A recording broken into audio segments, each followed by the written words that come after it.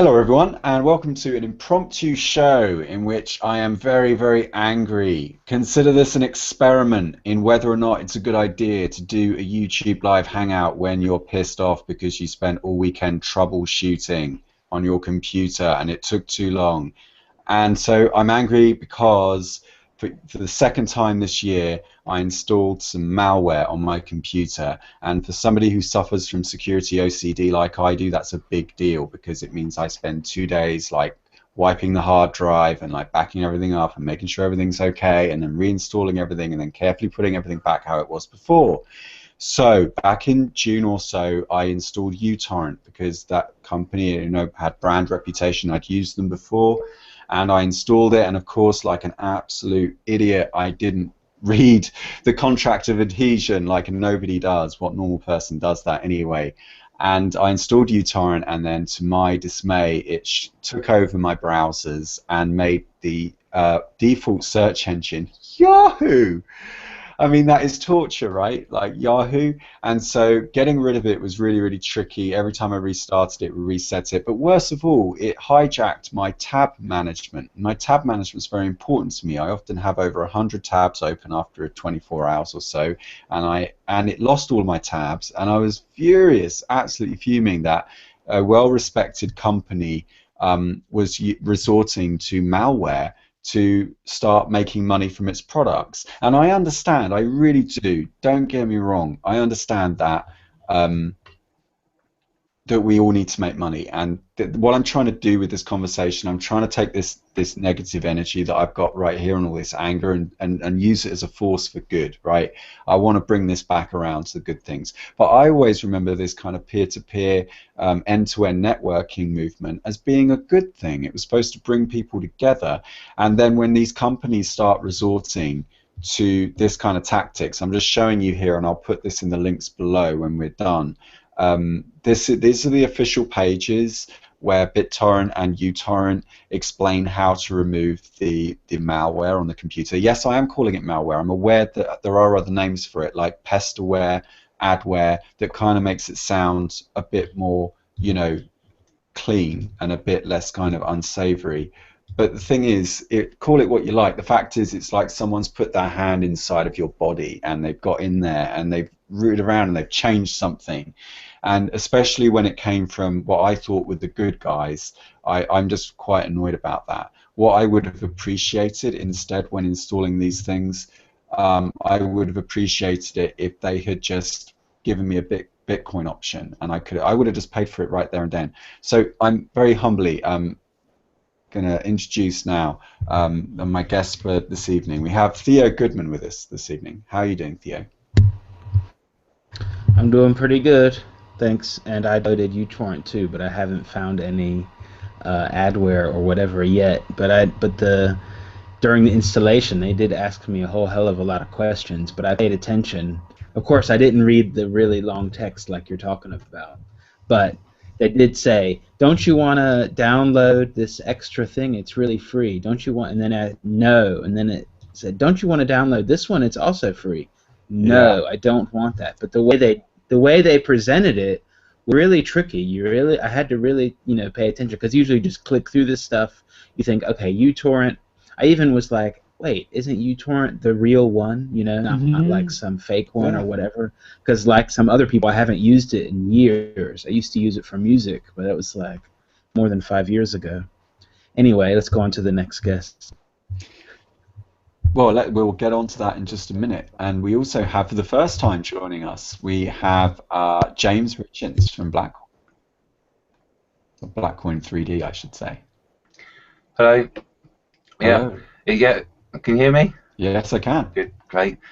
Yeah. I've had this malware problem recently in the last month myself, and this time, in my circumstances, it was general software from the internet, things like audio drivers and things like that. I've had experience of using P2P downloading over the last sort of 10 years or so. I was more of a frequent user, probably more to the bottom end of the 10 years, and I'm surprised to see it's changed in this direction, because the community was very strong on the matter. It was never designed to cost anything or designed to infect your computer. No, quite. And we'll be talking about that as well. Also, I'd like to welcome Jan Irving. How are you doing? Oh, you're muted. It's a hardware mute. Oops, yeah, hardware mute. Sorry, guys. I'm doing well. It's actually Jan, though, like the Scandinavian version. Oh, I wondered as well. I was like, oh, no. Yeah, well, you know, usually on the side of the pond, everybody gets it all right. Yeah. I know, I should. I'm supposed to be European. Yeah, well, there you go. You know, and, you know, it's like I've been dealing with my own frustrations this week because last November, Google decided to force the merger with YouTube, and everybody names on separate accounts combined with their public ones, and had my Google and my YouTube all screwed up. So it's been something that's been driving me crazy for months. And because I missed the last two shows over the last week and a half on the Thursdays, I decided I better get cracking and contact Google, YouTube, whatever their name is, and see if I can get it straightened out. So hopefully tomorrow it'll be worked out. The issue with them is that each time you email them, they only reply once a day. So each step takes a full 24 hours. So now we're moving into the fourth day of exchanges to get this resolved on my channel that has over 6 million views and over 32,000 viewers or subscribers. So, you know, the goal is I've been hoping that once I get that corrected, I'll be able to share the crypto network, World Crypto Network calls, and, you know, the meetings with my network as well, which I hope will help everybody in the process. Yeah. I mean, these companies, I think what we're witnessing is that we started out the internet with a freemium business model. And the freemium meant that you got adoption really quickly because, let's face it, if you had to pay 20 cents every time you did a Google search, you just wouldn't do it, would you? So you had to have these kind of front-loaded, loss-leading business models where you could get the big funding from the aristocracy or the VCs or whatever, venture capitalists, whatever they call themselves, and you would they would be hoping for a 5 times investment payout, right? And then you would have to bombard the public with lots and lots of demand drivers. Demand drivers, when you, in advertising, when you drive demand, it means that you create demand for that product rather than just letting it grow organically, like does people just like using pencils and they start buying pencils? No. Now you have to use widget X because like a shaver, right? It's got another blade on it, right? So instead of 2 blades, it's got 4 blades. And instead of 4 blades, it's got 6 blades. I love razors. I love the razors. It's nuts. It's like, you know, there's like 2, and then there's 3, and there's like 5. Yeah. Mega razor. Why didn't you just put 5 on there originally? Oh, I see, because you needed to keep selling more of them. And that's really funny. Well, you know, have you guys noticed too? Like, you know, and it started with Mac, and then and then the Android phones, and now with Windows 8, Microsoft has done it, and Linux, Ubuntu has done it. But they all have these app stores, right? And, you know, not in the, you know, in the case of Linux, most of it's of course still free, but with, you know, Mac, they started charging a profit. So now, you know, Microsoft with Windows 8 is doing this, and of course Mac and Microsoft, they make about 30% for each app that they sell. So they're taking a cut from the manufacturers of the software, a big chunk. And then what they're also doing is they're using this loaded wording. Like I see Microsoft all over the place.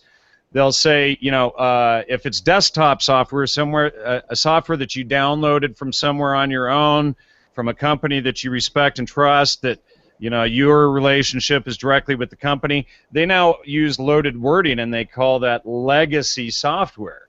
And you know, so even if you know, Microsoft bought, for instance, Skype. So if you go to the Skype website and download the full version because the widget or the app sucks so bad, you know, they tell you, you know, here's the old legacy version of it. You know, so they use this loaded wording. They're trying to, you know, word people away from, you know, interacting directly with the software companies, where Microsoft and Macintosh don't get these huge cuts directly out of the manufacturers' pockets. And a lot of this has to do with sustainability. Like companies like Microsoft, one of the things that Bill Gates said early on is that you needed this kind of monolithic nature to your operating system, because if you went the way of Linux and you had all these distributions, you would have no harmony. There would be no one place you could go to, and you would lack unification. It would just be chaotic and messy. And I think that he felt that Microsoft and Apple, I think, felt this too, that they were doing us a service, a bit like governments do, where it's like, we're actually helping you out because you wouldn't want it to be all chaotic and messy with lots of different distros. And as I'm now making the commitment to go from a closed system of using Apple products, because I used to work in film and I still do a lot of video editing, I'm now trying to go into Linux, and I want to get onto this whole free software movement because I believe in it. I love the philosophy, but my God, is it a headache. Like, there's so much, like, just to get Linux on a laptop requires days and days of troubleshooting. Not if it's already pre-installed, but if you're like me and you want to do it properly and you want to create a boot disk and all of that. It's taken me ages and ages to get this stuff working, and you immediately have to find yourself in a social network where you're having to talk to people online and actually go out and meet people, which is kind of the nicer side of it. It's just there's got to be another way. Well, I think the issue, with Linux, it's really all about, Chris Ellis's Linux and Jan Irvin's Linux, etc. Right. It's not about Microsoft or Mac's Linux. It's really how you want it, and with distros like Linux Mint or whatever, I mean, I've yet to put it on a machine except for maybe Linux Mint 13 on my Mac upstairs. It had trouble, but on all of the PCs, I've never had trouble with it. And I've even made my own little cubby truck laptop that's all ARM Linux based and stuff. But it's definitely a whole other world. And it's really about, you deciding that it's your computer, your way, how even the outside looks. If you're going to pay Macintosh an extra $1,500 for the aluminum case and get no benefit of the hardware inside, etc., but hey, look, it's nice and slim and pretty, versus the same internal components costing $500-700 in a regular laptop, versus in the Linux world you can. Your laptop can be literally built inside a teddy bear, and you can totally make everything about it how you want it, and so it's really just a choice, and so that's really how they play people against freedom, is by convenience. Mm-hmm. Yes, you trade your convenience for the security, but freedom starts with security. Well, I'm not even sure you get more security. I mean, Microsoft and Mac are like, when you look into their CAFR reports, they're like 80% owned by the federal and state governments. So then, are you more secure at all? Whereas in Linux, Linux, if you look at security-wise, it's got fewer hacks. The Pwn conventions every year. Usually Mac goes down first, Windows second, and then if they get into Linux, it's last, like on the third day of the convention. So, security-wise, it's with Linux. Your ability to check everything, do everything, build everything from the kernel up is Linux, where you have no control. You can't see what's going on really underneath if everything that you really want is happening with Mac and especially with Windows 8. Windows 8, they really took a downturn to Big Brother, and they try to force everyone to log in with your Outlook or Windows email address or whatever, and they hide like 3 levels down just your old desktop login, where you log into your own computer and it's not going to Microsoft servers. I don't want everything I have going on some corporation or government-owned server, like Jennifer Lawrence. It's you're totally right. But what I mean is that they want you to trade your convenience in exchange for your security. You get more convenience. Okay, then I misunderstood you. Yes, you're right. That's exactly right. And doesn't freedom start with security? If I can't secure myself, if I can't defend my boundaries, then I'm not really free. Theo, And you that's sounded like you had some. Let's. I want to hear what Theo has to say, and then we'll keep moving through everyone. Well, I was just, yeah, I agree. We basically said the exact same thing when we were talking about things related to Bitcoin, where basically it's kind of like the App Store that you're talking about. It's kind of like someone sees a chance to be the middleman, and they jump to that occasion and try to be the middleman between and get their cut. I mean, it's making it more convenient or whatever. I guess that's the sell, but it's kind of like just to get people hooked on the convenience, and that's basically what it boils down to, and not to make you think, wouldn't if we were used to install. I'm also horrible at doing Linux or whatever the hell, all that kind of stuff, but that's just because I don't do it that much, because I'm kind of addicted to the convenience of the other stuff that's pre-installed, and if you kind of get used to that, then it's okay. I mean, it sounds a little weird, but I kind of don't like navigation systems. So I just used one when I was visiting, and I even used Google Maps, which is really weird too, and it has like a navigation option. But it's kind of like navigation systems are really convenient, but it's an example of how you outsource your brain, because then you don't know.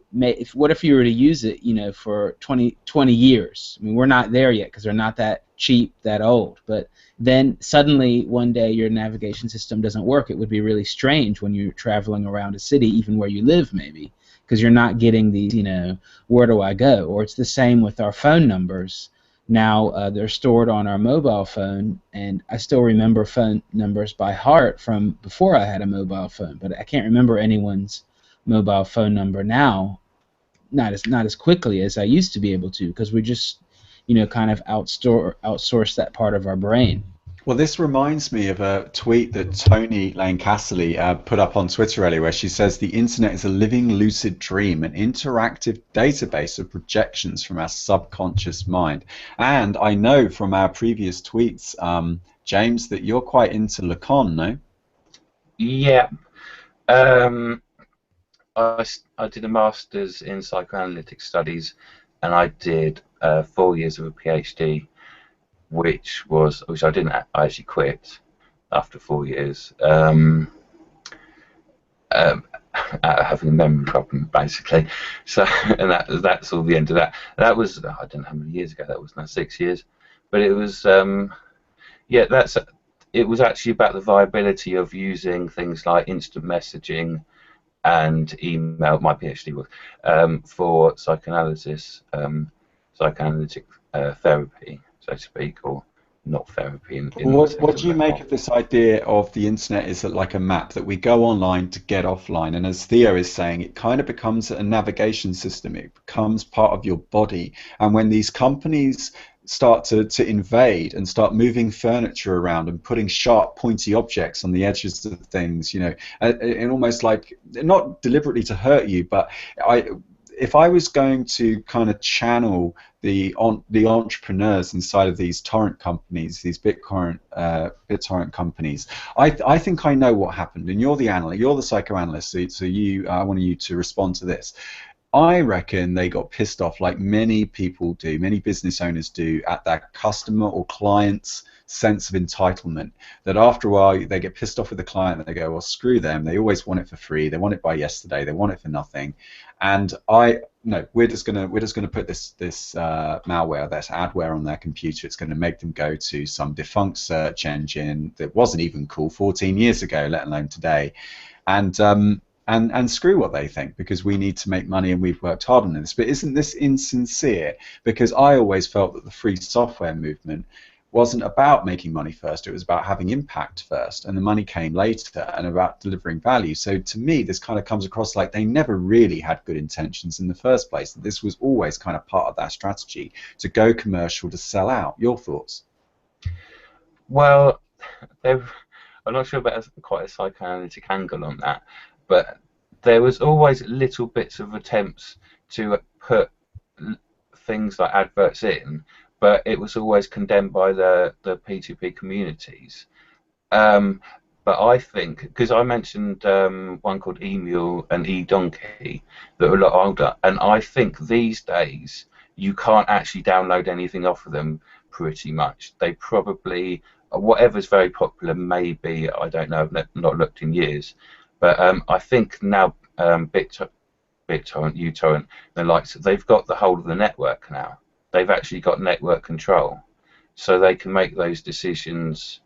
And we are talking about 10 years worth of sort of development and really understanding things. So I think they probably decided they could walk all over everyone at a certain point. But I don't know if So someone made them an offer. As I said, that the stuff you've got on there is exactly the same as you'll get on any other website where you try and download things like device drivers and stuff. You'll get that a lot. Yeah. yeah, so I'm wondering if they changed owners or not. I mean, I don't have any information about it because I haven't really been following them. But it kind of goes back to, they kind of created this really massive database, and maybe if they couldn't get somebody to buy company, maybe they just tried to monetize this kind of customer database or user base or whatever you want to call it themselves, because maybe they just gave up. I mean, the thing I downloaded, uTorrent, it had so many ads. It's kind of like a cry for help. It's like, we don't know what else to do. Fuck it, we're just putting ads everywhere. I don't give a shit anymore. This thing is going to be full of ads. I mean, it had downloading that adware crap, and it had ads in the client itself. So it was like, I could have had downloaded 2 adwares and had ads in the client. I mean, they really are trying everything. So I think that's just like a big cry for help. The hell to do? They don't have money, or they probably don't have money, because they're not going to get a lot more users. They're probably just trying to hold on to the little bit of monetization that they can get if they're showing that many ads, I think. I really like what Jan was saying. Totalitarianism. What is that? Is that a quote from Brave New World? Well, no, it's not a quote from Brave New World. It's just, and I heard that term years ago, tiptoe totalitarianism. It's the way that they slowly increment these steps that essentially remove our freedoms away, and it ties into Huxley. Julian Huxley is the eugenicist. He ran the British Eugenics Society. He's the one who coined the word transhumanism, and his brother wrote the book Brave New World, and we've done a lot of research and shows on my podcast that expose Aldous Huxley as a CIA working with intelligence communities and things like that. I won't get into too much depth here on it, but it's just the whole idea. And he and his brother were really the ones that wanted to come out, that came up with the idea of this blanket sort of matrix, for lack of a better term, where we're all tied in and where they can spy. And that's why you and I, Chris, have talked a couple of times in the past about the importance of meming cryptography and making it part of the regular cultural language, because if we can't do that, then there's no way that people are going to be secure, because the more removed people are from cryptography and understanding it, the more vulnerable they become. The more we can get them to go towards Bitcoin, and not just to use it and have a simple app on their phone, but make people want to learn cryptography like they want to download the next Mac app. But I mentioned a laptop I made a few minutes ago. This is literally a laptop that I built, and as you can see on the back, I've got a small ARM dual-core computer running right there, and it's actually got 150 or a 1.5 terabyte hard drive mounted right there too. It's Velcroed onto the back. This whole thing cost me like $150, to make it. And it's Linux. I can install 10 different flavors of Linux on it. I can install Android on it, whatever. But it's just, to me, like, this is the ideal, because I can make this into whatever. I can put it on my big computer. It's a full-on computer, but it's how I want it.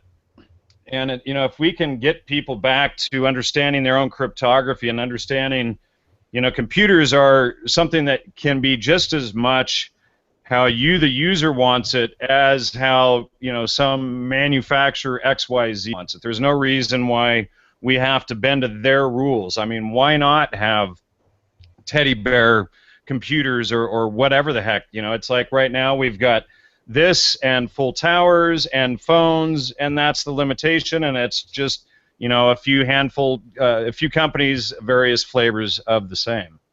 Well, I'm glad you brought that up because, in fact, the only reason I'm in this mess in the first place is because I've been Git repoing my video editing. So I've been running a Git client on my computer, and then when I upload the raw footage to my hard drive, I get a hash of the Git commit. I publish that to the blockchain relatively quickly, you know, within the next few days to prove its existence. I then edit the footage and I re-upload the new footage with the new hash, and I just published this. And this is an interview with Arthur, who is running the London Bitcoin squat. I say he's running; he's not running it. He's, you know, but he's just very useful. He's got a lot of experience. He knows how to deal with He's things. The landlord of the squat. Yeah, he's kind of the unlandlord.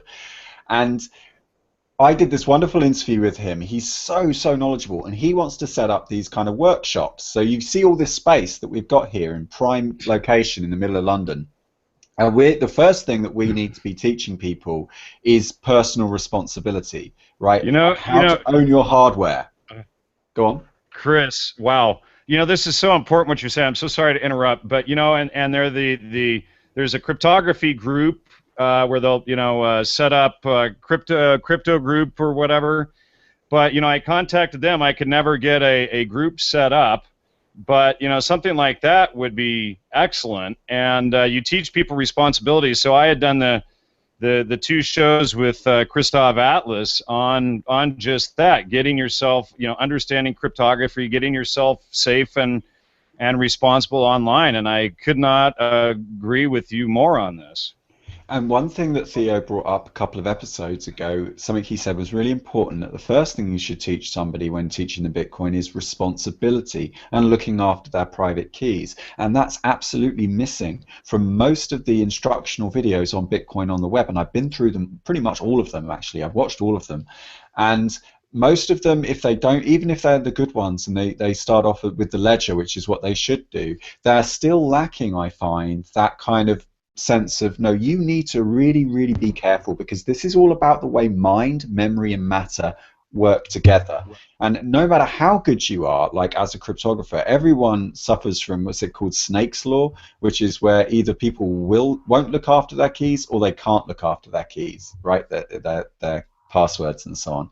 Because like memory is fallible. What do? Do you write it down and do you keep it in two places? Do you encrypt the actual passwords? You've got all these different. And when I was in the squat and I brought this up with some of the Ethereum developers who are there hacking away, and some of these guys are really smart guys, right? And I would expect them to be really on top of their key management. But one of them goes, "Oh, I've got a brain wallet," and I'm like, "Wait, you got a brain wallet? You're so smart. Why would you do that?" And he's like, "Oh yeah, it's high entropy." And I'm like, "Yeah, but not as high entropy as a private key, clearly." So what you've just done is you've made a slightly less secure version of an offline wallet. And I just couldn't believe for the life of me that somebody as smart as him would do that.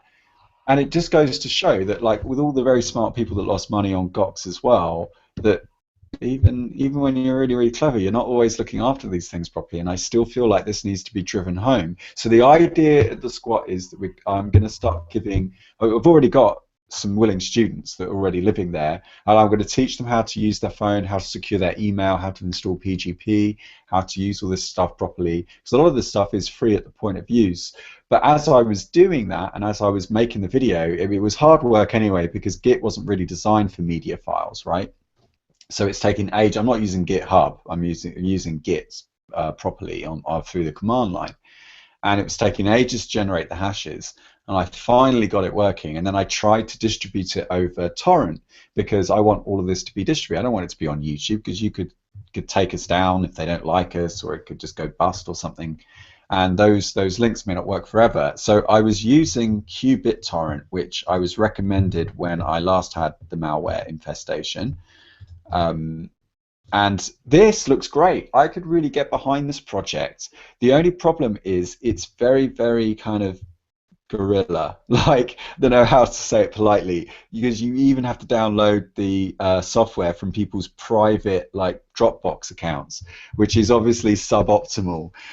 We must be able to help these guys out, but they look really cool. The only problem with it was it's got a bug in it where at 92% of seeding a file, it just pauses it. It won't continue to seed it after 92%, and I shot this all afternoon and all evening. Not all, that's exaggerating, sorry, I'm sorry. I troubleshooted it for the best part of the evening, this evening, and that was when I started experimenting with other torrent files, other torrent clients, sorry, and I suddenly came across this realization that actually none of these work. And I was thinking, well, this can't be a conspiracy, right? With all this file sharing, with all this kind of government clampdown, all these kind of corporatocracies trying to like capture the market. I think this is a conspiracy. I actually think that there's a reason why that this software has now become monumentally shit. I think it's because someone has got an interest in making it shit, because it never used to be this bad. Yeah, well, that's true.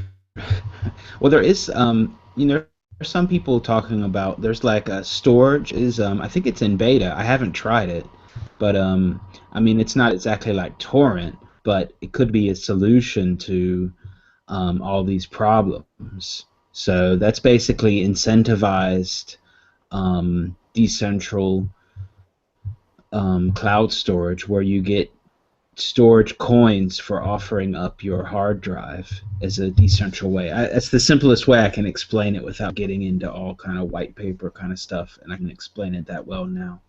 But so you could be kind of like a miner in that you just like offer your hard drive up for these decentralized storage system, and if you want to store stuff, then you got to pay in the coin that the people get paid for offering up their hard drive. And you can already buy the coin right now at some exchanges, and apparently it's in beta, but it's not live yet. So I hope it does actually go live totally, because that could be a help. But I don't, since I haven't used the system and I just understand the basics, I can't see if maybe it would be a replacement. There definitely won't be ads, because they've taken care of ads, because you use this coin incentivized system in order to deal with the whole money issue.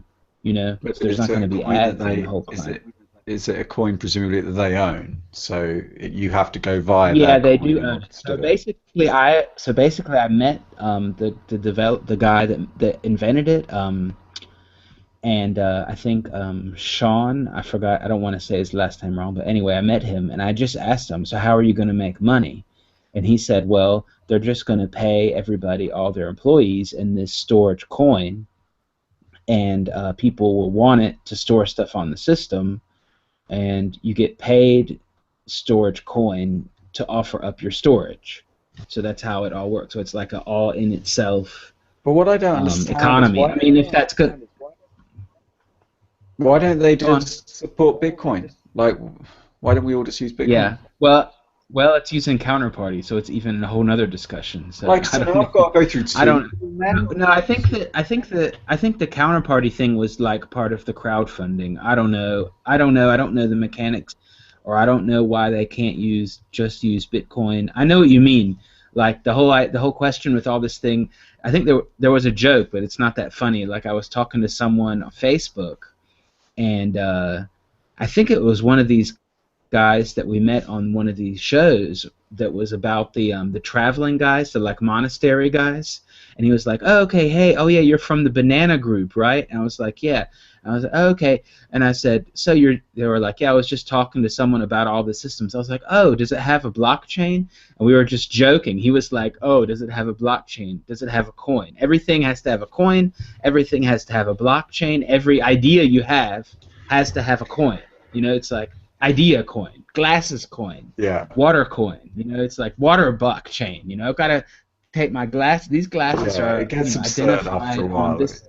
Yeah, it gets absurd. And We were talking also, about there's that a in the nefarious group. side to this. But and I want mean, yeah.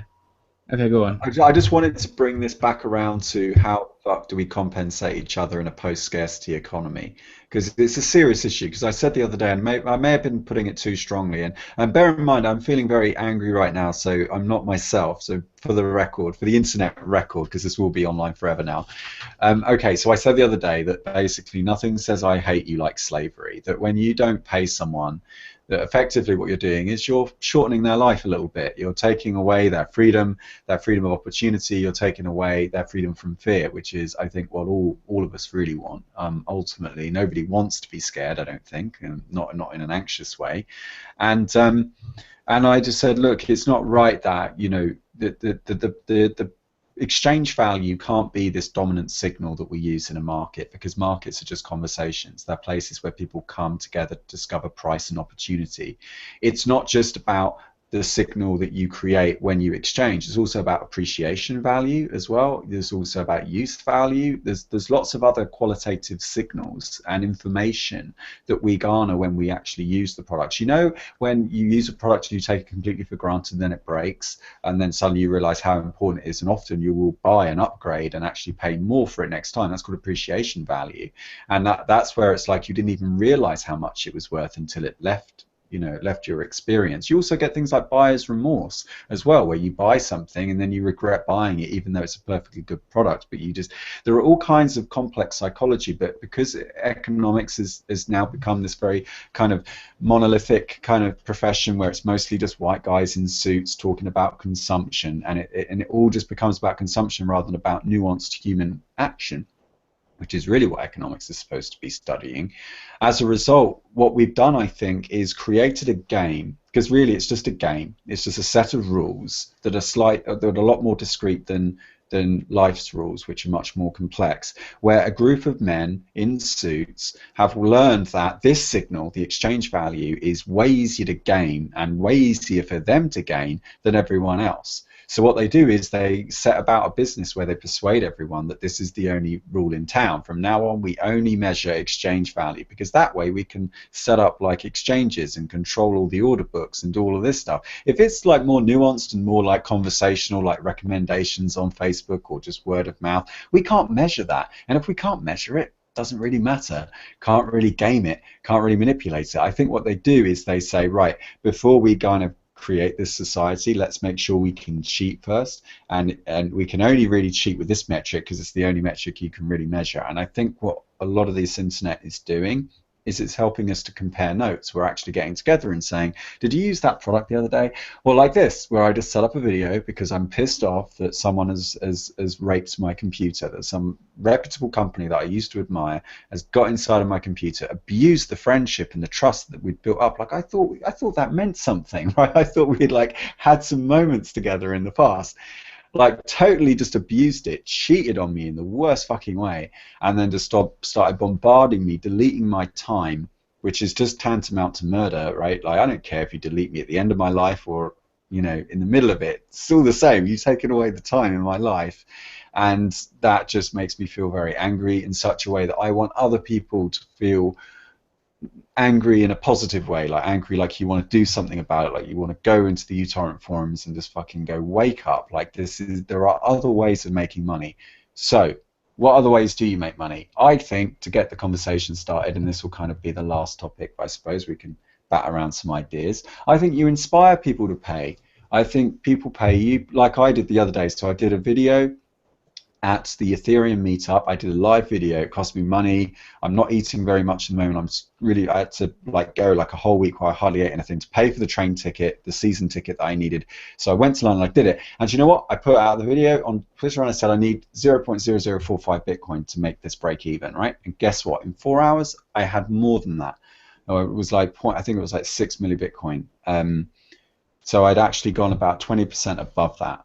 So you know what? It works. If you just ask it like nicely, plus you've got a frictionless payment system with Bitcoin. I said break even is 0.45. Anything else goes on food and obviously equipment and stuff like that in the future project. If you ask, people will help, but I think it involves making yourself vulnerable and inspiring people to understand why it's important that they pay you. Monologue over. If I can jump in here, my show in October will be at 6 years. And since I started the show, it's been 100% run on donations. I've never run ads. I've never put ads or banners on my website. Every episode I ask for donations. Every episode I ask for people to go to the store page. I live in a little cabin in the woods. It would certainly be nicer if more people donated and more people bought stuff. My show does decently well. It's popular. It's well known. We've done a lot of cutting edge research and gotten a lot of information out. Speaking of which, I should have you on, Chris. I've been meaning to talk to you about that for a while, and I think you and I could probably do a great show, like a follow-up to Christoph Atlas's shows on online security, and maybe do one getting your phones and everything secured and stuff like that as well. But it's tough when you want to do it, because obviously, 6 million views on YouTube does not add up to $6 million in my bank account, even if I were getting $1 a piece by any one stretch of the wildest imagination. And early on, one of the hardest things that I learned when I started my show was that I thought I could start it and ask for $1 an episode. Well, that is almost the fastest way to put yourself on the street that you can possibly do it. And the reason why is because the least amount of the donation that you ask for is what 90% of your listeners will donate.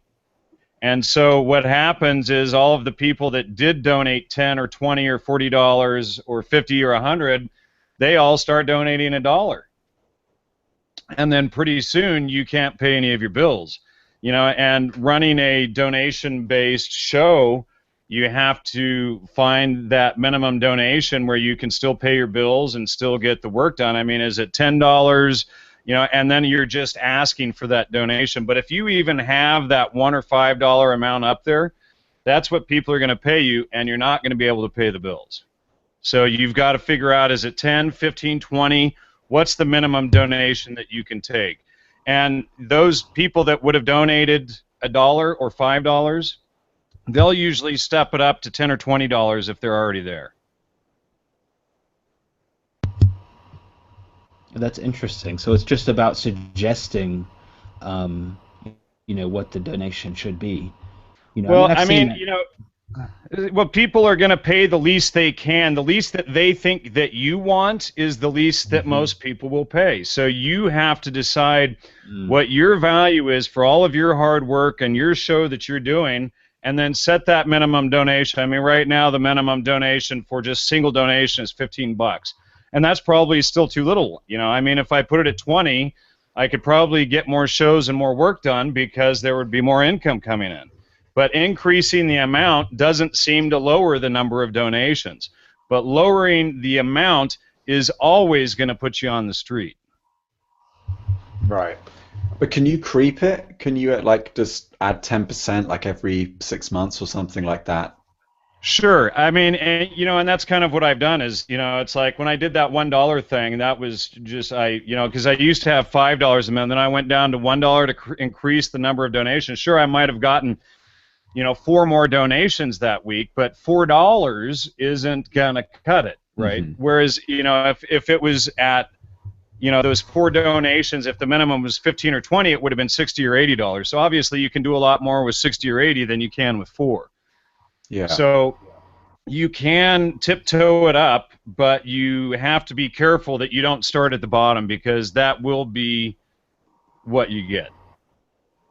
Absolutely. James, do you have any thoughts?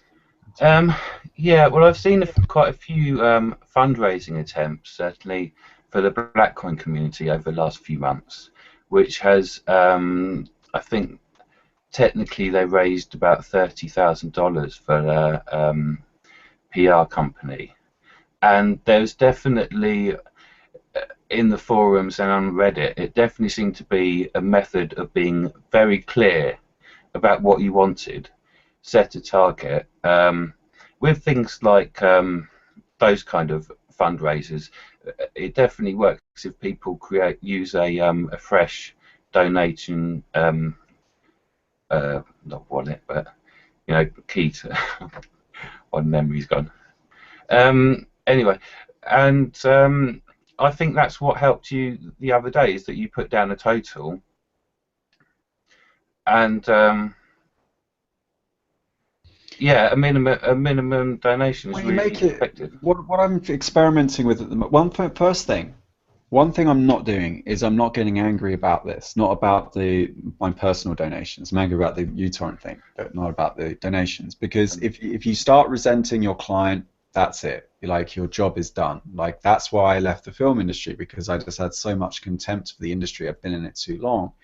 But if I don't really embrace my audience, and they're not even my audience, they're my friends. Like, these are people that reach out to me on Twitter, and they like email me, and they're like, oh, I'd love to meet you for a coffee, and it's always fun. It's not even a fan thing, but this is about how we relate to each other at distance. Einstein predicted that we probably wouldn't be able to get to a universe where two people would be able to understand one another's reference frames, right? Because in order for two bodies there's no experiment, he said, that two bodies can do in an empty universe to measure which one is moving and which one is stationary. You'd always have to have a third body as a referent to work out which one of the other two is moving.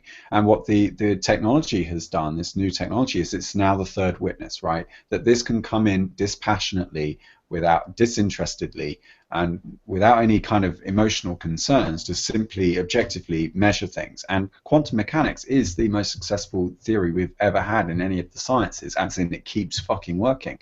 Like, we keep making theorems, and then those theorems keep repeating over and over again. What I've realized is that I've got to apply this scientific method. So what I'm doing at the minute is I'm actually putting targets down on every little project. That's what the Git commit is all about. So if I keep putting my Git commits in the blockchain, I can actually put, like, 0.45 or like whatever, get me to the next hurdle, get me to the next hurdle, get me a new microphone, get me a new lens for this phone and stuff. And just trying to do as much as I can with what I've already got, like my iPhone 4S and a tactical lens, and just this basic kit. Because if people see that I can do this much with this kit, then you'll start to think about, what can I do with much more than that. And I think it really is just about experimenting. Like, people have to feel you. They need to know that you're sacrificing, and you're not just like trying to prop up a lifestyle. I'm not even sure that kind of profit-making website, that profit-making business model is even viable anymore. I think we've probably seen the end of profit, or at least gross profits anyway.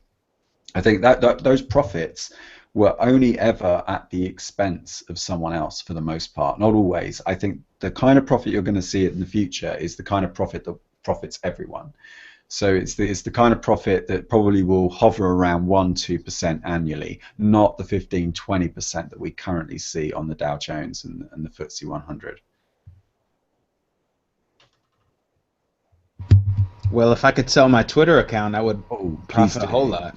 Please do. How much is it worth? Well, all those tweets going around, so I get them in my feed sometime. And I think I even did one once. There's some sites where, you connect.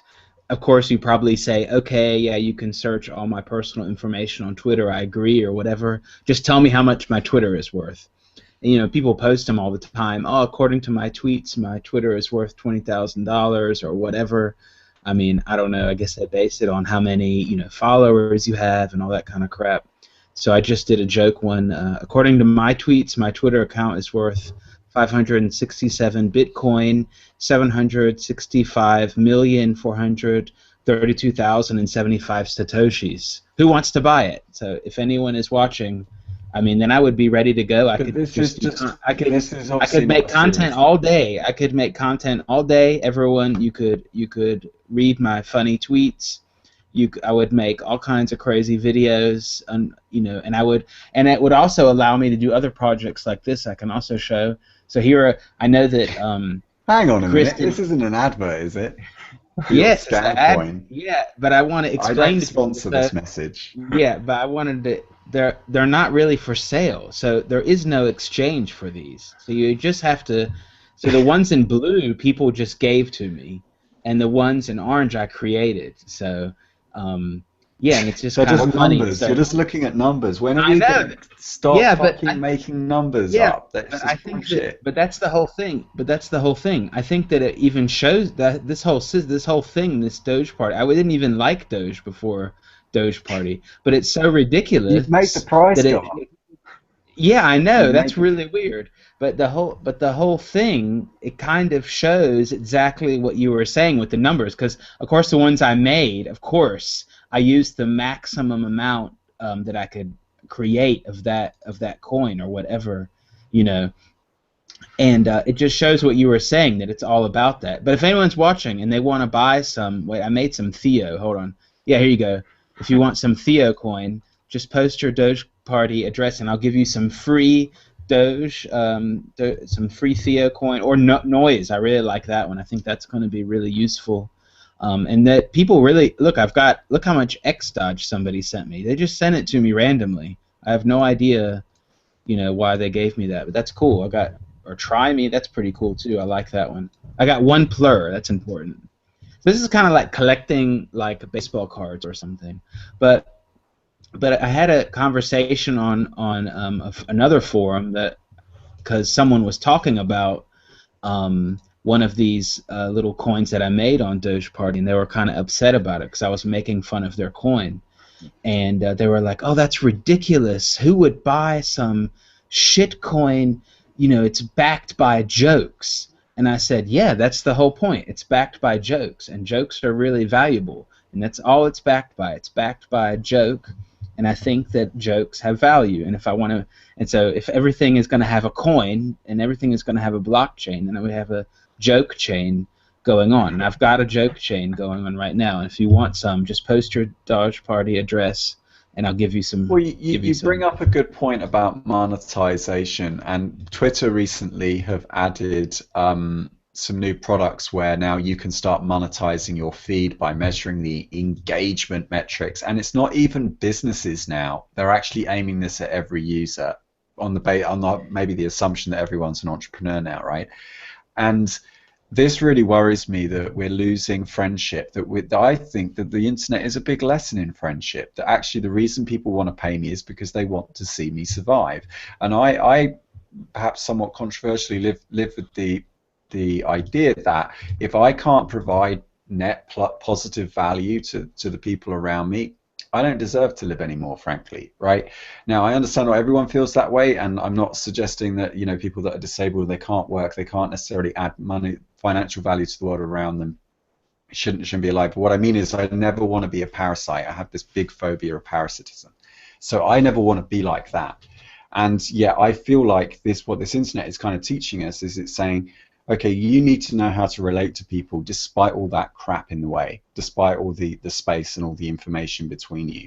And so a lot of this project that I'm trying to embark on right here, and actually that's kind of what you're doing with these deliberate scam coins, is you're creating a social object, right? You're creating something that's quite humorous, quite funny. It's self-referential. You're making commentary about the industry that we're in such a way that other people can relate to that. And I would even wager that your Theo coin will probably be worth a lot more than some of these other coins, that are supposed to be genuine ones, just because people like you, Theo, just because they see your videos and they're like, hey, this guy says some things that I kind of enjoy, because you would lose face otherwise. So it's kind of tied up with your personal reputation. And remember, your reputation isn't a choice. It's, you have it as soon as two or more people agree on some piece of information about you. And so that's kind of how I'm feeling that this is where we're going. So a lot of this monetization of these videos in the future are going to be about bringing people closer, like inviting our audience onto the show and getting them to be a part of it and helping them become more confident. I think what we've had up until now are businesses that they need their customers to be weak. They need their customers to need them. And so they're not interested in making their customers become more powerful. And yet that's what the consumer has constantly been doing, despite the fact that consumers also go to work. Have you ever noticed that in HR, you've got this weird phenomena where we always end up getting, not everyone, but a lot of people end up working for companies selling products to other people that they would never buy themselves. So that's what you do. You go work for a company, you sell products to other people, other tribes, that you would never dream of buying yourself because you know how crappy it is. But then when you go out in your role as a consumer, you end up buying stuff that other people have sold you. And that doesn't go for everyone, and there are lots of really, really cool products out there. But then it becomes like a game. It's almost like the whole thing is just a big hustle. And it doesn't need to be a hustle. Like what we could do is actually just be a lot more honest and direct with each other. And that's what I feel is missing from these BitTorrent clients, is that that's what it should have been about, and now it's been corrupted and financialized. So, thank you for joining us. Yeah. Yeah, it has, yeah. If Good it doesn't job, cost Chris. money, it can't be worth anything. If it doesn't have some numbers attached to it, No, I it has can't to have a measure it. blockchain. It It has to have a to have a blockchain, blockchain. it It has to be has to have a measured. coin. Right, It any has to be final measured. thoughts? I'm growing wary that we have videos on our channel that are like 2-3 hours long, and so now I'm trying to like make sure we don't keep doing. So I started Good. stopwatching Well, the show. yeah. I was interested in the idea of whether or not the network would be interested in developing a site where web merchants could actually buy from them from the World Crypto Network, and it's not just buy; it's get free as well. Merchant tools that actually interact with the things like Coinbase and BitPay, etc. And there are some already, but they're not. I've been looking at a few of these things myself, and they're not all complete, and there's lots of things you can't do. And I was sort of wondering over the fact whether you thought it was a bad idea, or it could actually be a reasonable idea if you could actually, because this then goes back to the Apple model, which is what, listening to that, I thought, yeah, this is really just hits on the sort of the nail of the head of sort of ultimately something I was thinking about. But whether you could, you then get developers, encourage developers to actually develop things that can tie people together with something where we can actually get feedback. And Bingo. there's a thing that Max Kaiser wrote something about Coinbase. I can't remember what it was. Yes.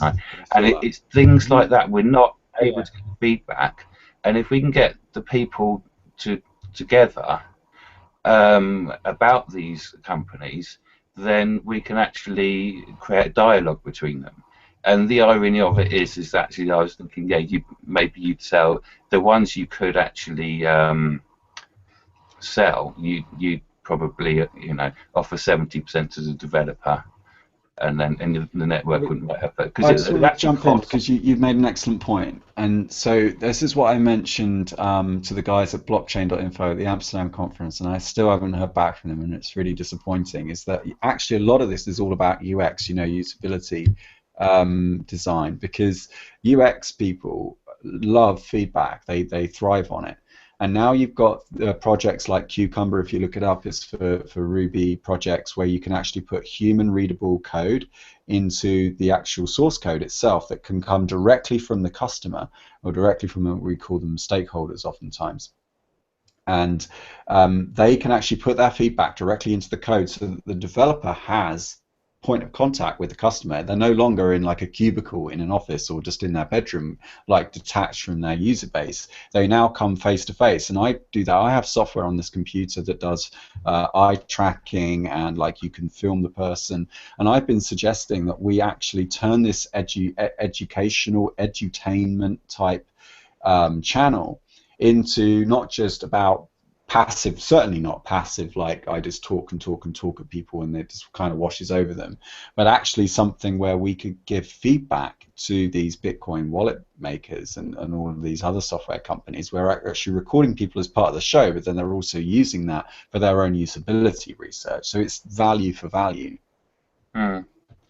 And what that would do is like it would counter effect these Mac and Microsoft software stores where it actually give the manufacturers a chance to get back with the community that they're actually producing for in the first place. Yeah, that's right. Like the thing is, at the moment, there's too much asymmetry, and then market makers and financiers end up exploiting time intervals. So they are able to extract profit now in something that matters because they already determined that the money mattered more than the actual hardware. And then they're able, like in Apple's case, they accumulated like $100 billion. Instead of paying their staff more, they just pumped the bond market instead, and then that created a bubble there. But it's only by virtue of their ability to control that system that you get that. Instead of there being a more immediate, contemporaneous exchange of value right there and then, what they decided to do was exploit their customers, exploit their staff. I mean, think about Foxconn, think about the factories in China. They only had to double, if they doubled the salary of the workers in China, it would have made virtually no dent to the price of a phone. It would have been something like zero point 0.5 of a cent, increase for everyone else. They still would have got their profit. The workers would have been twice as happy. Those workers would have become entrepreneurial and been able to save up. They would have come up with new, fresh ideas that would have created more job opportunities for everyone else. The whole thing could be a whole virtuous circle, but instead, unfortunately, greedy people got to be greedy, right? And there isn't, like Gandhi said, there's enough in the world for everybody's need, but not enough for everybody's greed. And that's the problem when you're trying, when you are somebody that is just trying to get along and you're happy just to earn, like, whatever you need to earn just to get by because actually your passion isn't something else, but then you're surrounded by all these parasites and these people that just, I don't know, for some reason they just want numbers to get bigger. It's like a computer game. It could be World of Warcraft, right? That's what they could be playing in the financial sector. It doesn't have to be candlesticks going up. It could just be anything. It could just be any graphics on a screen that go whiz bang and that get bigger and bigger and bigger. But instead, it's something that really matters. And instead of World of Warcraft gold, they're actually leaving these computer games with shit that matters. And then meanwhile, real people go around and they have to like catch up and like, oh shit, my savings are going down in value, so now I've got to put it into this other asset. And which asset am I supposed to put it in? So I made a joke on Twitter the other day that I think hit a nerve. I said I was about to go to a hospital, inspire all the nurses to take up speculation, so they'd all give up being nurses. Yeah, let's all just be speculators. Let's all just fucking give up. Let's all just go into the city. And no, obviously that doesn't work. Of course it doesn't work because they're not really adding any value. The point is, you don't need all those people in there behind in those air-conditioned offices trading every day because it doesn't make any fucking sense. Instead, I think like people just need to be learning vocations and make themselves useful to the people around them, and that involves this feedback mechanism. It involves doing something and then responding and then getting feedback and then doing it more and then iterating and iterating and iterating and improving. And sometimes, like, I can't remember his name now, I'll look him up and I'll put it in the links below, but he's a really famous usability researcher. He actually thinks that you should listen to your customer and then ignore them because customers never know what they want, but they will communicate what they need in a kind of weird way. So you have to ask them what they want, but give them what they need. And he actually, Nielsen, his name is, and he says, yeah, don't listen to your customer. They're nearly always, whatever they tell you is never right, but by spending time with them, you will get to know the kind of product that they need, and that requires empathy and deep listening. End monologue. The Coinbase board member called Snowden a traitor. That was what Max Kaiser informed us about, and that's what started the whole. I guess they have a little shitstorm now because of that. But yeah, you're right. Well, we could do a show. There's a browser hijack. I have this Windows PC repair software has come up in the Internet Explorer. It says it's tested with McAfee. Yeah, that happened. How can you use Internet Explorer? I don't know anybody who's used it. Maybe a decade. I mean, it's using Chrome, but no, I don't like Chrome either because it's so tied with the Google world. But I kind of separate out what's on them, so it's like two different books. So like if I had 140 tabs up or whatever Chris had earlier, I think I'd have jumped out the window by now anyway. So I don't even know what he's doing alive, to be honest with you. His that's a problem. And then I end up using Chrome, but I don't understand how this is happening. So you could possibly expect that, and they even have maybe switch to Opera or Firefox. I could probably use Firefox. Yeah. Opera's pretty good Hey guys, too. there's a bunch of It does a good job. questions. Oh, okay. There's a bunch of There are a questions. bunch. Let's There go are some through those. questions. Uh, Yeah. hang on. And So I'm do going we- to head out here in a few minutes, so I want to say goodbye to everybody if I don't have a chance one to. sec. We've got a question for you, Jan. So let's go take All that right. one first. Okay. Okay. So let's power through these. I'm feeling in the mood. Jan, did you interview Karen Huds a few months ago? What do you make of what she is saying after speaking with her? After speaking with her, I think most of what she said was a big red herring. She tried to make the interview about conehead people, and which was a diversion from looking at who's really responsible behind these, the IMF and all of this stuff. She used a lot of red herrings in my interview with her. The most interesting thing was watching her set up her little fake office before the interview, which I should have probably just included when I released it. But I felt that she was, in my personal opinion, and my feeling is caveat is that she was disingenuous. Okay. We also have a question from Aussie Bitcoins who's saying, let me just pull this up, that's how about ending your shows after 20 or 30 minutes unless donations have reached a threshold, suggesting interesting current topic and desire to hear more. And he says that it will trigger the fear of missing out. So I just want to say something quickly on this kind of behavioral psychology stuff. I have a problem with, I like the idea, and we talked about this kind of velvet rope in our last, or the one before, town hall meeting. And velvet rope is different to a paywall, and that you don't just say, right, now that's it, I'm taking it away, in a kind of like passive aggressive type of way, but you build a velvet rope where they're like paid upgrades, where it's like, if you like what you just saw for the last 20-30 minutes, you can pay extra and you can be part of that. Because what that does is, and why this is a good idea, Ozzy, is that it helps people build it into their identity, right? When I buy a product, I'm actually incorporating it into my identity, right? I want to be that kind of person that, uses Sharpies randomly, whatever it is, right? Or someone that reads big, unfathomable books like Joyce's Ulysses, right? I want to look cool on the train with this, right? When I'm on public transport, I want everyone to know how erudite I am and how cultured. So, yeah, that's what you want. You want people to buy into that kind of thing. I'm not big into, so when you say fear of missing out, like, that's probably not what you mean. You don't mean it the way I'm meaning it, but like, I don't like it when we start getting too analytical about the customer, because if I start saying to myself, like Dropbox, when I walked away from Dropbox, they used all this kind of negative psychology with me, where it was like they used, it's called the loss aversion curve in behavioral economics, where you're more sensitive to losses than you are to potential gains. And what Dropbox do when you try to leave is they say, oh, but if you go, you'll be this little fish in a tiny little, fish bowl, instead of being this like big kingfish in this massive, like, and you've got this playground, like, that's what's going to happen to you when you leave. And it's kind of these threats.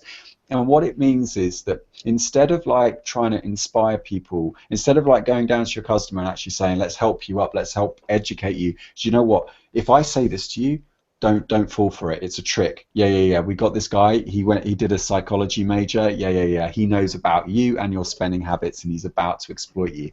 That's not cool. That's not cool to like get somebody to go to university to study, a very impressive subject like behavioral economics, and then use that intelligence to trick people into paying. And I know that's not what you meant. I'm just trying to caveat like what you're saying. So I just want to be mindful and careful when we do it. Please. Let me jump in on that also. Is one thing to even be able to do something like that, and my show is not live. We're talking about making certain sub-shows from my show live, but to even withhold the information, it would be live. But my philosophy on my show is that all content is free for 3 months. And then after that, please pay for a membership. And by the way, your membership is good for you and 9 of your friends. And if you want to use your tablet, you log on at work, you want to share with mom, dad, brother, sister, best friends, whoever, you get 10 logins with your membership. You can get a week, a month, a quarter or a full year membership. And well, you know what, I mean, it works. It's definitely, it could probably be a lot more successful, but at least it's keeping the lights on, and we've been able to continue to put out content for 6 years. You know what, Jan? What we should do is just build in what James was saying into what you're saying now in a later show, and actually get our customers, or I don't know what you call them, our friends that are on the other side of this channel, Right. to actually sit down with us and go, okay, what can we do to help you pay more for, like, what can we add more value? What could, like, get their buy-in, get them to say, yeah, I agree. That's a good idea. And and another thing that I was thinking is, with this comment that this other person said, taking it away after 25 or 30 minutes, is it benefiting everyone? Is it benefiting the audience? Is it benefiting us if we take it away? I mean, sure, we might gain an hour and a half back on our time, which could be used elsewhere, but at the same time, it's like, to me, it's always been more important to reach those people who couldn't afford the information or can't afford to make a donation or whatever, and then maybe later on their situation changes and you've helped them out, and then they'll come back and give you a donation or whatever. And like, the points, I don't remember who brought it up earlier, but just stating the amount that you want. I need 10 people right now to make $100, 100-pound, 100 Bitcoin donation or whatever, who can step up to the plate. And then I think if we took a more direct approach in stating exactly what we want, that it would probably be a lot more beneficial. And alternative news shows that, like all of us that don't use advertising, all of this stuff, I think it would benefit not only us, because the more money we have coming in, then we can buy obviously new equipment, new microphones, new cameras, mixers, whatever you need to do to get your work done, and then you're able to provide more content. And of course, if you're not providing that quality content, then of course the amount of donations, amount of money coming in would be back down, right? So it would be sort of self-correcting in that sense. But it seems to be, whoever said it up in the notes earlier, that stating affirmatively what you need exactly seems to be key to getting the right amount of the donations, right? Right, exactly. Breaking it down and helping your customer to become more like integrated into it. We've also had Andre joining us, who says, outsourcing your brain, are we at the foothills of the matrix? Yeah, I'm afraid we are, but it's up to us to break out of this shit this time. It's going to be different this time. Flying vending machines and outsourcing your brain, right? Yeah. Flying vending machines. And he goes on to say that the post-scarcity economy implies post-money. Bitcoin is just a stepping stone towards that future. By trying to create post-scarcity within money-based society, you basically invite yourself to become corrupted. BitTorrent clients are just one manifestation. So I think in the post-scarcity society, we're not saying that there won't be any more scarcity, because obviously there will be in the offline. I actually think that online and offline will just end up becoming one big mush as well, because eventually we'll have the Internet of Things, you'll have ubiquitous connectivity. So we're probably in the last few days right now of having patches of land where you can't get on the internet. That will eventually disappear. It'll become like the atmosphere we breathe.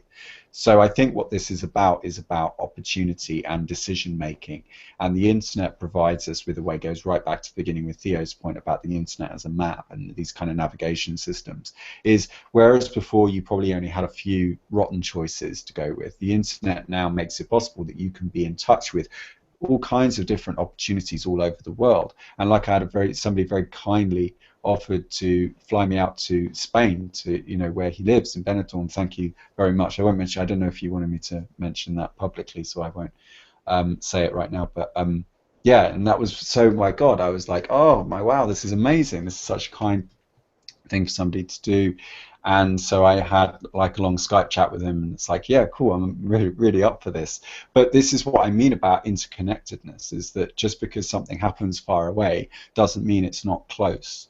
And I think that's kind of where we're sort of getting to. So I'm actually quite optimistic about this. I just don't think this will happen by default. I don't think this will just happen unless we have that vision. At the moment, I don't think a lot of us, like these torrent companies, are thinking big enough. They're just thinking same old advertising, same old bullshit. They're not thinking creatively enough. And Jamie is also with us. He says, what is your opinion on shorting public debt? Well, sure, that would be a great idea, just like shorting the global economy. The problem is who's going to pick up the other side of that bet? And then what do you do about counterparty risk? So, like, I understand there are all kinds of financial investment vehicles you can use to, for example, short the global economy, but someone's got to take the other side of that bet, and who's calling up the margin, you know? If it crashes, like you're screwed. Because they're not going to pay out, like the bookmakers or whatever you do. I think so you mean there wouldn't be any liquidity if it really crashed and there would just be nothing. Yeah, it's possible, yeah. There is, I haven't heard about it much. I heard about it years ago. There's this thing called the Jubilee where it's like, it's not shorting public debt. It's like, hey, everyone, let's just all put a whole bunch of money into one pot and just pay off all of the, like, credit card bills or whatever. Not national debt, but like people's personal thing. But I don't know whatever happened to that project. I think they did, because if you have a big pot of money, you can buy the debt really cheap, instead of the person paying it off individually. That was the idea. But I don't know how much debt they actually paid off. Yeah, sure. But it's not the same shorting. Obviously, the joke here is that we're never going to pay off this debt. It really comes down to how long. Yeah, that's the whole thing. That's the joke. Yeah, that's the joke. Well, then maybe we should all just take out loans. That's the way to short it. Yeah, the way to short public debt is to get in debt a whole lot. You know the old saying that if you owe the bank $10,000, it's your problem. If you owe them 10 million, it's their problem, right? Like the thing is that you're not the kind of person that will be able to get away with it. Jan? Yeah, but that's right. Yeah, but isn't that what the companies do? Doesn't Twitter operate not? They don't make a profit. No, I mean, I guess they have to get profits. Right, they don't even make a profit. They've got. Jan, go ahead. Did you ask me? I thought you asked me something. Well, I looked like you were getting ready to say something.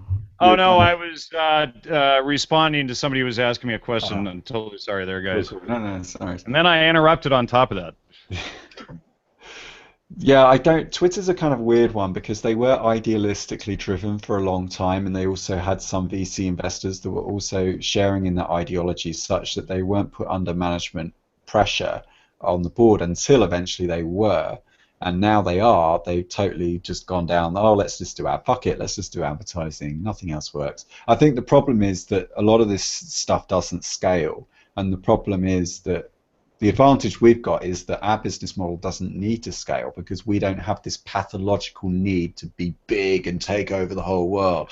Like, I'm happy if all I ever get is 1,000 views a video in total after 6 months. I'll be happy with that, so long as those 1,000 people are good quality people that like actually want to be here and appreciate the videos and do reach out to me and like, you know, want us to get to know each other and stuff like that, and introduce more things. I don't have a desire to dominate or control or, you know, have $100 billion in reserve. Why would you do that? What kind of, you know, that just seems, I think you're ill if you want that. Like, I think you're sick and you need help, because that says to me that something's wrong. You've got some Lacanian lack. Is it Lacan who had the lack, James? Yeah, no, he did. He came out with that term, and actually opposed to need by Freud invented the kind of the idea of need, which then these become sort of, you know, your average verb. So then that's a fine sort of, the lack can be described sort of anything really.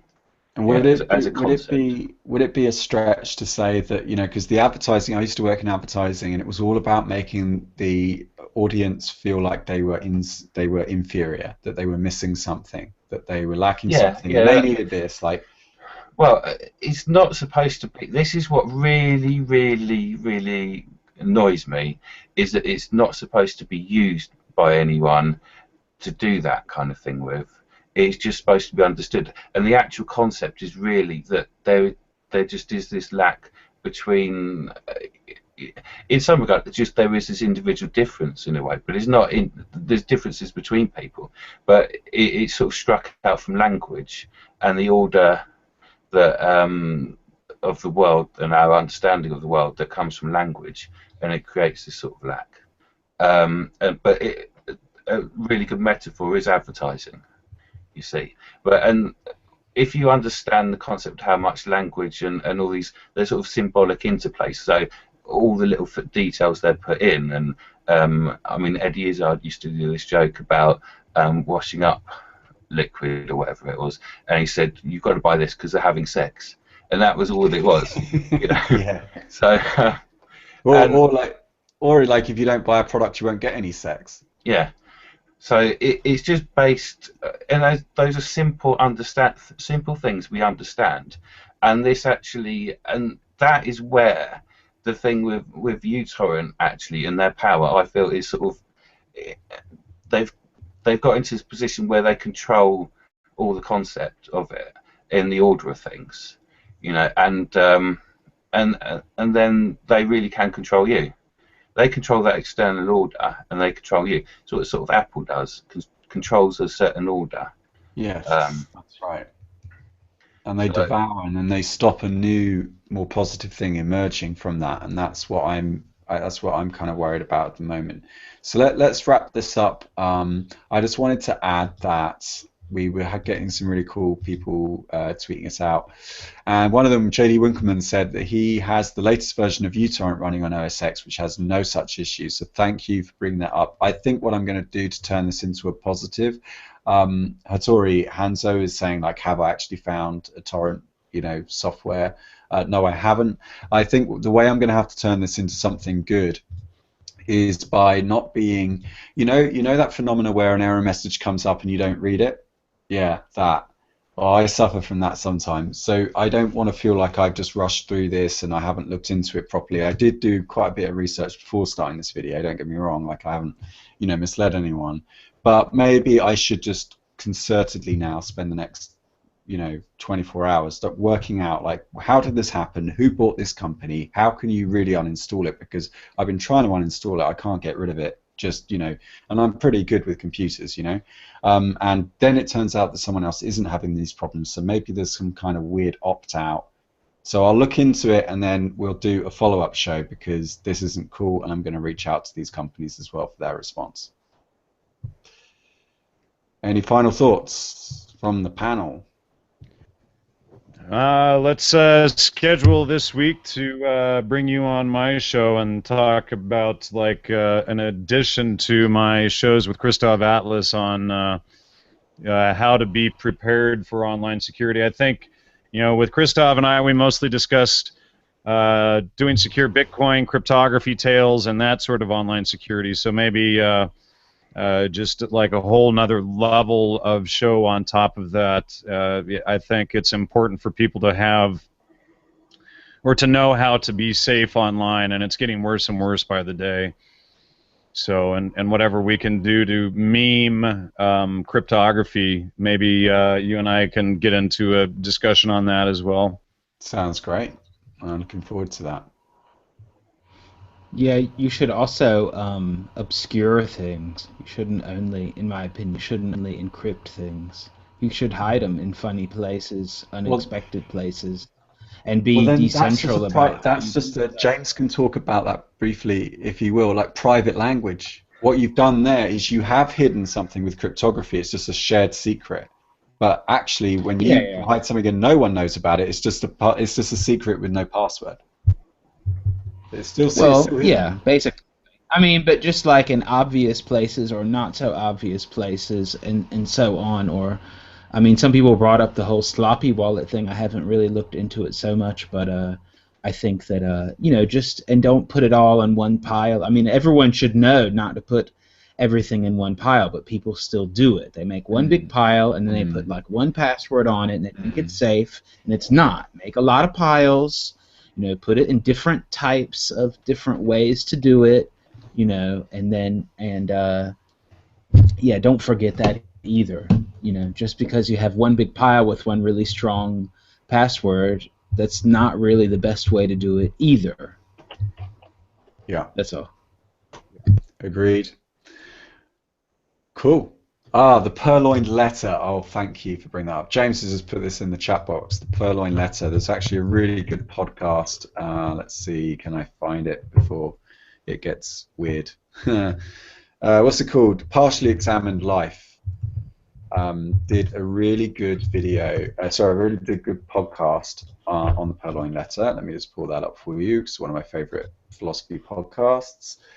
And yeah, it's all about things being hidden in plain sight and about the signified and the signifier. So yes, I highly recommend this podcast in general and in particular this show. Very, very good. So on that note, this has been Chris Ellis for another episode of whatever the fuck we want, because, you know, anarchy.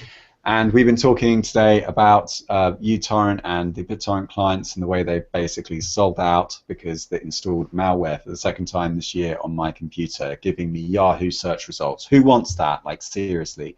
But thank you very much, and I enjoy seeing you next time. Bye-bye.